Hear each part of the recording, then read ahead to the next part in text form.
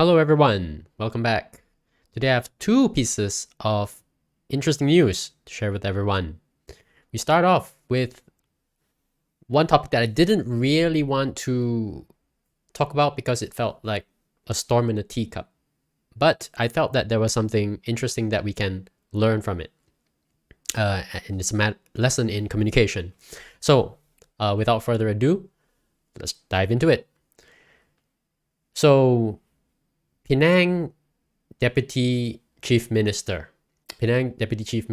Ramasamy is in hot water because, yes, he has been saying naughty things in public.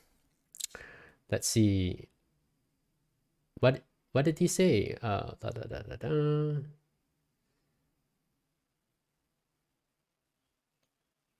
Ramasamy said in a statement yesterday that the unity government led by Anwar has to reform the public service sector so that it is no longer dominated by one race. He said the debate that the participation of many Malays in the public sector to balance the dominance of the Chinese economy, as stated by the former Prime Minister, Dr. Mahathir Mohamad, no longer applies.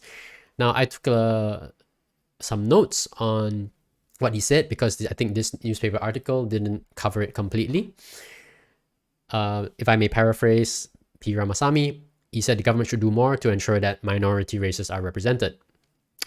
He also said that the civil service is bloated. It is too big and it has too many Malays. It's what he say, okay, guys? It's not me. He feels that the civil service should reflect the ethnic makeup of our society. And lastly, he says that we are told that non-Malays shy away from civil service because of poor promotion prospects. And he says that this is not true. In reality, it is because of discrimination. Discrimination. Everybody knows discrimination. So, what do we think about this? Allow me to share my response. It's arguable that civil service is bloated, but is that so special? Because isn't that the case in practically every country around the world, right? He says that it has too many Malays, which I think is very unfortunate phrasing. What does it mean? You could turn it around and say, oh, it's too few orang asli. I suppose, maybe, I don't know. Is it so important? He didn't make a case for that, right? He said that it should reflect the ethnic makeup of society. And this is a point that I don't agree with. I don't agree with at all. Like, why should it? Why should the civil service reflect the ethnic makeup of society? Do you expect like your let's say all the security guards in Malaysia, it's a really let's say it's really powerful, they carry guns, they protect us, all the security guard industry. Do we need to have equal, racial representation to ensure that, the security guards reflect us and they don't use their guns against us? No, I don't think so. I think everybody's pretty happy. Like if I'm not mistaken, we love to have especially Nepalese, like Gurkha people, being our security guards. So, what's so special about civil service? I don't really know. I mean, you could make up some reason, and Mr. Ramasamy didn't really come up with one. He didn't offer one. He also said that non-Malays shy away from civil service because of poor promotion prospects. I don't know. It's not exactly a special thing, right? Like, a civil service is not known for being a place where you get a fast track to a rocket ship career and you become like like senior position and get really good comfortable pay. It's never been like that. So maybe there could be discrimination. I mean, there could be discrimination anywhere, but he's not proven his case. Okay, that's what I want to say on that. But we don't want to malign poor Mr. Ramasamy. So let me say that he seems like an honest man. Now, let me show you his Wikipedia page. He left a nice position in academia to mix in the mud of politics. You can see here, background. He earned early education here. He had a degree in journalism, New Zealand, studied political science at the Indian University in the United States, got a master's degree in McGill, Canada, obtained a PhD from UM in 91, served as a lecturer from 81 to 2005. That's like a 24-year career at UKM in political science. Yes. So he's also worked at what's this, University of Singapore. I don't know about that one. So he has been a very successful educator. He has a PhD. He's very well educated, and I've read somewhere here that he's worked in Singapore, and Germany. However, what he is not is a skillful politician, and I can tell you why. It's really easy. He came out, made a statement that, if you take away the racial parts of it, may have some merit, right? You might say, civil service is bloated. We need to trim it down. We need to make it more efficient. We need to make it more, merit-based. Like we should have the best people in the civil service to provide the best government for all Malaysians. Okay, you could say that. Whether agree or not, you could say that. Now here's how I would change it, and this is just my opinion on it. I think there is a more skillful way to approach the topic. I hope that I work as a marketer most of my career, and I think that I can polish it a little bit for you, Mr. Ramasamy. And it looked like this. The civil service is a thankless career. You are underpaid and underappreciated. Our Malay countrymen have been bearing this burden without help and without complaint. All of Malaysia should chip in to share this burden and contribute their best to make our civil service world class. There you go. You're welcome, Mr. Ramasamy. I have done the job of your comms department or comms team, if you have one. So I think that this poor guy, he's been lambasted all day in all of the Malaysian media, for his very inarticulate remarks. So much so that even his own party people have been blasting him. I don't need to show you the articles. You'll find them extremely easily, right? So let me move on to the second topic. We'll leave Mr. Ramasamy to his misery. I'm sure, he seems like a intelligent guy. He's not a great communicator, but hopefully, he can continue to serve, in whatever capacity, and do what he has to do. Okay, second piece of news is, again, something else. It's a bit of a slow news day. I didn't really want to cover this, but here we are. Last week, I did a little video about Dato Sri Anwar Ibrahim, and I didn't mention the controversy surrounding his daughter, who was appointed to be the senior economic advisor. Let's see. So, expressing his readiness to accept criticism over his daughter's appointment, Malaysia's Prime Minister Anwar Ibrahim explained that Ms. Nurul Izzah's Anwar's role as senior economics advisor is to ensure transparency in the administration and to monitor procurements and tender so that the processes are carried out properly. Yes. So that was the intention, that was the idea, but unfortunately, it has led to it's too hot, too much blowback. So instead, she has accepted the invitation to co-head position at the Secretariat supporting the Finance Ministry. What does that mean, you might ask? Well, let's find out. Let's see. She will co-head the Secretariat that supports the operations of the Advisory Committee to the Finance Minister. That's quite a mouthful. A Secretariat to support the operations of the Advisory Committee has been formed and is located at the Petronas Twin Towers. So, if you're getting bored, I fully understand you. I had to really focus to get through this as well. Let me just take you through the relevant bits. The committee will cover, let's see, matters like subsidies. It will cover matters like government-linked companies, and as well as the national debt. These are big ticket topics, very important, right?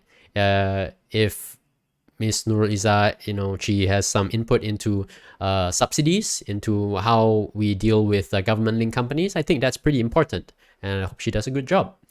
The advisory committee actually consists of many senior business leaders and professional economists.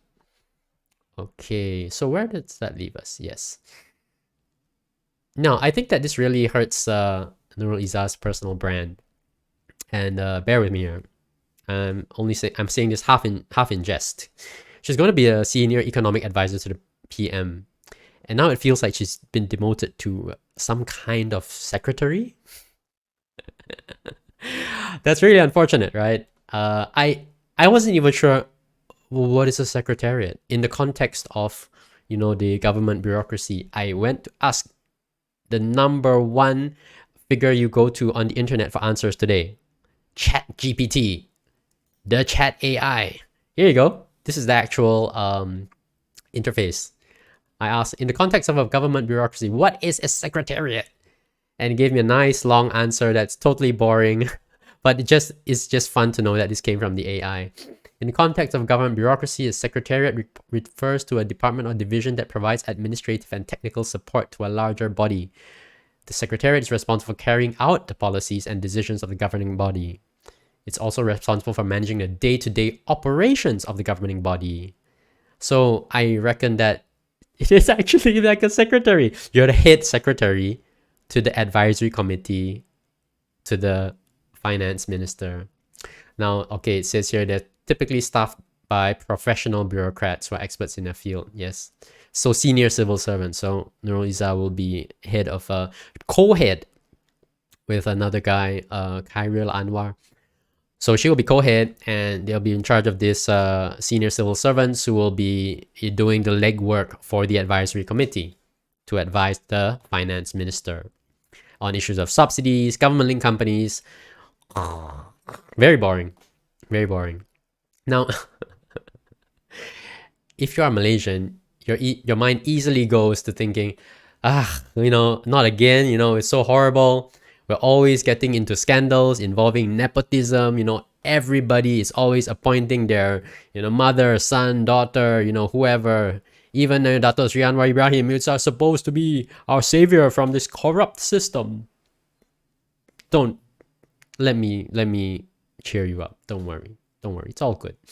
I'll magically make your worries disappear. Watch. A member of parliament in Singapore was appointed Director of Public Affairs and Policy at Grab 10 days ago. You can see the date here, February 3rd. In Singapore, this is quite a scandal, but she has stuck to her decision. What does this mean? Well, she is an elected member of parliament, right? A lawmaker. So she's an elected member of parliament. And she took to social media to defend her new role running Grab's government relations department, dismissing concerns about potential conflict of interest. Isn't that something we're quite used to seeing in Malaysia? Somebody, some government person says, I dismiss the concerns about the conflict. No, I will work very hard for the people as well as my pocket. Yes. She said in the Facebook post that she keep her two roles separate. Okay. So, yeah, I don't need to explain anymore. You understand the context. So, is this worse than Nurul Izzah's case? You might, if you're not amused by this after being depressed about the Nurul Izzah story, you are dead inside. In the case of Nurul Izzah, a forgiving person can imagine that Dato Sri Anwar Ibrahim did not trust his team fully. The only way that he can get quality advice is through family. You can imagine. So he wants a fully trusted filter for his economic information.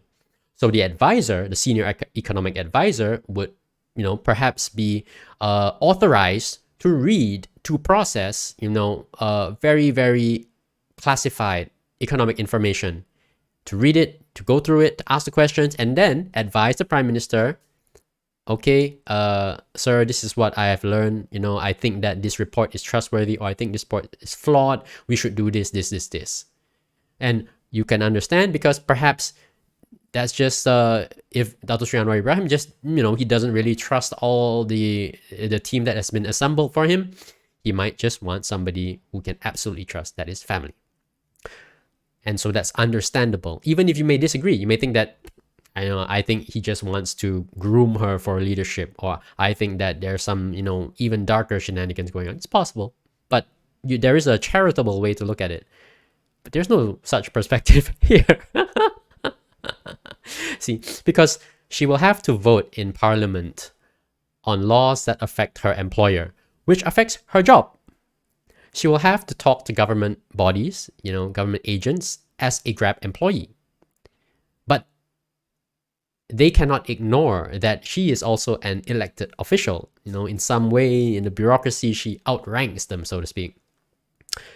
There isn't really much to say, to be said about this. You can, it conjures up the usual criticisms, but I'm not going to say more about that. This is precisely the kind of thing that we Malaysians are used to being mocked for. Instead, after everything I've said, yeah, Malaysia comes out smelling like roses. Dato' Sri Anwar Ibrahim responded to the public's criticism. He was responsive. He took action to shift Nurul Izzah into a different role, which perhaps, she still gets to get her hands dirty, because what is more involved than actually doing the legwork for that advisory committee to the finance minister?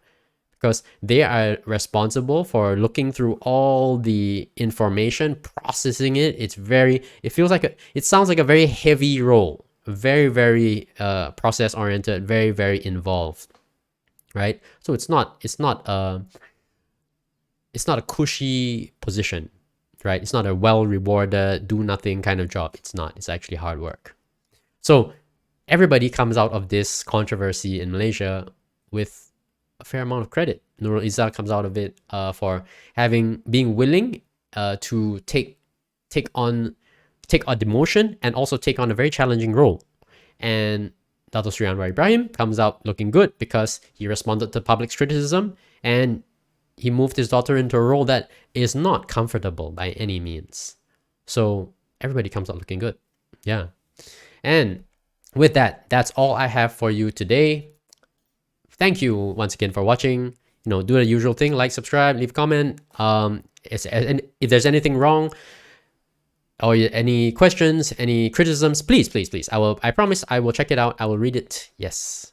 Thank you once again. Take care. Bye-bye.